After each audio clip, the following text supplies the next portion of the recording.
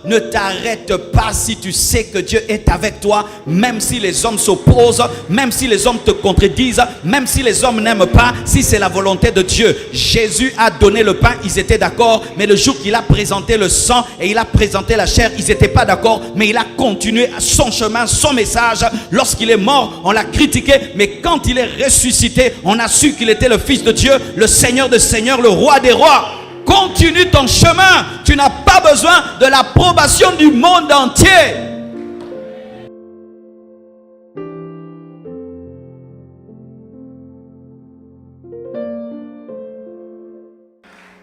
Mais si tu veux avoir l'unanimité, tu ne feras rien. Tu ne feras rien. Si tu veux que le monde entier t'acclame, que tout le monde soit d'accord, quand tu veux faire une chose, tu ne feras rien. Il y a des hommes qui sont faibles dans leur personnalité. Ils cherchent tout le temps l'approbation des hommes. C'est une faiblesse. C'est une faiblesse, mes frères, que de rechercher tout le temps l'approbation des hommes. Est-ce qu'ils aiment? Oh, j'ai fait. Ils n'aiment pas? J'arrête. Est-ce qu'ils aiment? Je fais. Ils n'aiment pas? J'arrête. Mon frère, tu es comme ça, tu échoueras dans la vie. Recherche l'approbation de Dieu. Jésus mangeait, buvait, mais Dieu était avec lui. Il est mort, il est ressuscité. Et il y a eu la démonstration qu'il n'était pas un pécheur, parce qu'un pécheur ne peut ressusciter. C'était la démonstration qu'il est l'agneau de Dieu sans tache, immolé pour le péché des hommes. Toi, opère dans les œuvres, Dieu va te justifier. Avant de faire chaque chose, tu regardes l'homme. Avant de poser une action, tu regardes les hommes. Si les hommes sont d'accord, alors tu continues. Mais tu sais que les hommes peuvent être d'accord, mais tu es perdu. Et tu sais que les hommes peuvent être contre, mais tu es sur le vrai chemin. L'approbation des hommes ne doit pas être ton premier signe pour faire une chose. L'approbation de Dieu d'abord et quelques hommes. Mais des hommes connectés à Dieu. Pas tous les hommes connectés à Dieu. Parce que les hommes peuvent t'acclamer pendant que tu échoues. Et ils peuvent s'opposer à toi pendant que tu réussis. Et si ton échelle de valeur c'est l'homme, tu échoueras. C'est ce que Jésus veut dire. Les hommes sont compliqués. Les hommes ne savent pas ce qu'ils veulent. Les hommes parleront toujours. Les hommes critiqueront toujours. Les hommes s'opposeront toujours. Les hommes ne savent pas ce qu'ils veulent.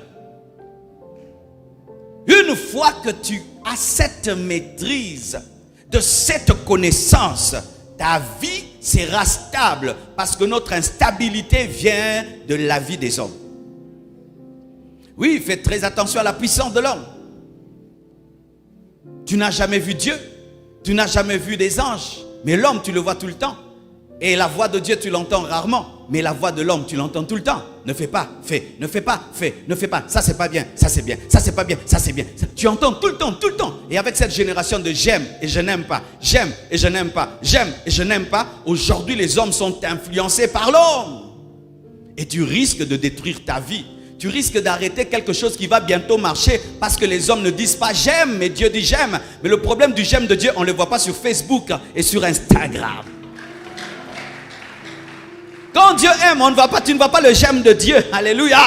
C'est pourquoi tu abandonnes. Ne t'arrête pas si tu sais que Dieu est avec toi, même si les hommes s'opposent, même si les hommes te contredisent, même si les hommes n'aiment pas, si c'est la volonté de Dieu. Jésus a donné le pain, ils étaient d'accord, mais le jour qu'il a présenté le sang et il a présenté la chair, ils n'étaient pas d'accord, mais il a continué son chemin, son message. Lorsqu'il est mort, on l'a critiqué, mais quand il est ressuscité, on a su qu'il était le Fils de Dieu, le Seigneur des Seigneurs, le Roi des Rois.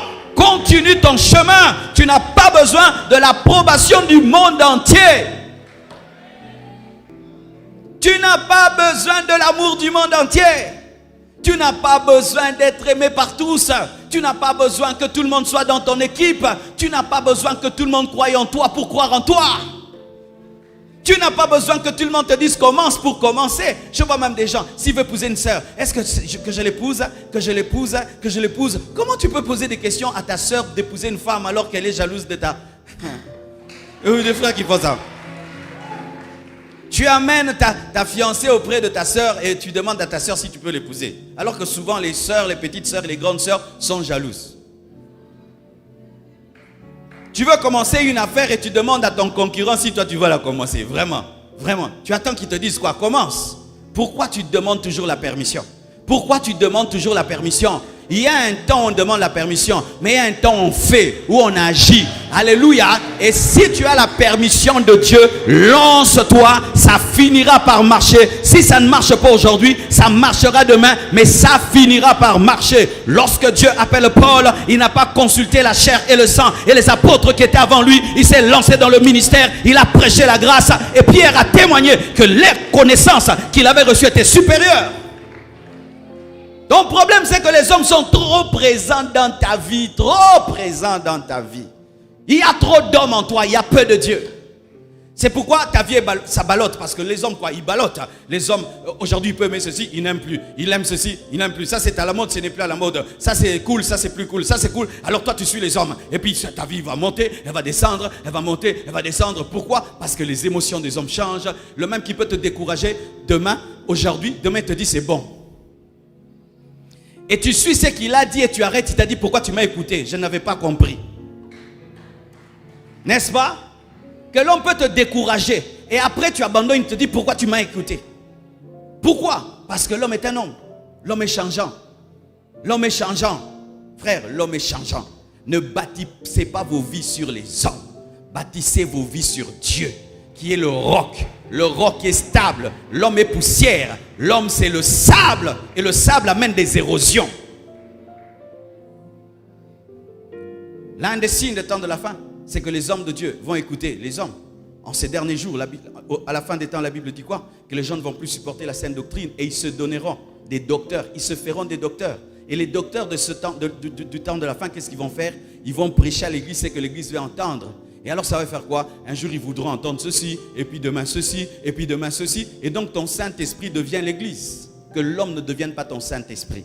Que l'homme ne devienne pas ton Saint-Esprit. Que le visage des hommes ne te pousse pas à faire et ne pas faire. Mais que le visage de Dieu te pousse à faire. Parce que si tu regardes le visage de l'homme pour faire, tu vas t'arrêter ou tu vas continuer dans les bêtises. Mais si tu regardes le visage de Dieu, Dieu est toujours constant, constant, constant, constant.